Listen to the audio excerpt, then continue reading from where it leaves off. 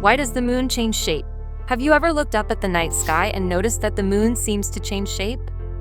Sometimes it's a full glowing circle, and other times just a sliver. Why does this happen? And what are these moon shapes called? Let's dive into the science behind the moon's phases. The moon doesn't really change shape, it just looks that way from Earth. What you're seeing are called phases of the moon, and they happen because of how sunlight hits the moon as it orbits around the Earth. The moon doesn't make its own light, it reflects sunlight.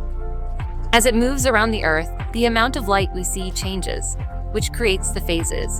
There are 8 phases of the moon, and they happen in a cycle that takes about 29.5 days.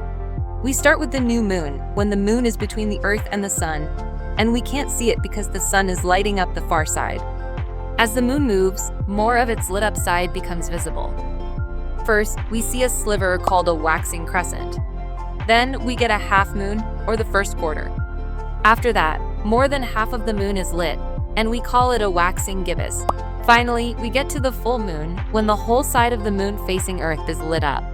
It's the brightest and most beautiful phase. After the full moon, the phases reverse.